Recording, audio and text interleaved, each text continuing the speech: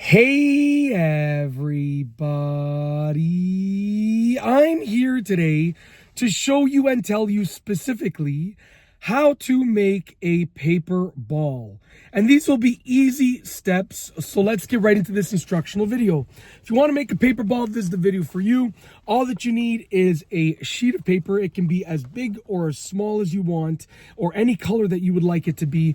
And you just need a very, very short period of time. So basically, what you want to do is get a sheet of paper. This one already has some folds in it, but you can use anything. You can use a sheet of paper with lots of folds, no folds at all, a fresh sheet of paper that's completely flat, one that's already been crumpled is totally fine. What you're going to want to do with that sheet of paper, okay, is you're going to want to apply pressure on one side. So you can see I have my hand in the middle of this side over here. It's right, my hand is on the back side of this piece of paper right about here.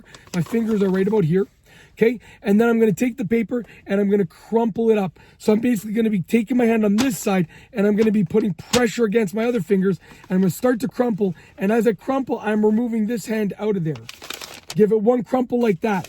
Then what you're going to want to do is take all of the excess sides and just crumple them over and over. And we're continuing to sort of pack it in like this. Okay, just like that. Okay, over and over and over again. It doesn't have to be perfect by any means, okay?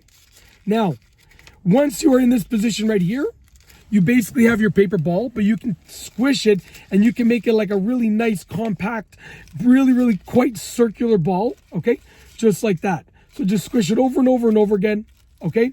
And you, at the end of the day, right now have a paper ball. You can use it to throw around, you can use it to play with, whatever you want to do. Toss it up and down, it's up to you.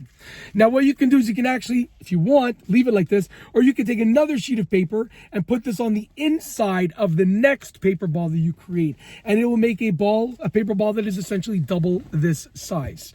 And you keep doing that over and over again until you get a big paper ball that you want. And that's truly it. It is literally that simple. Hopefully you enjoyed this instructional video tutorial. And that's it. If you like this video, please be sure to give it a thumbs up. Let me know what you think down below as a comment. And of course, be sure to subscribe for more great videos just like this one. And that's all I have for you today. Thanks for watching.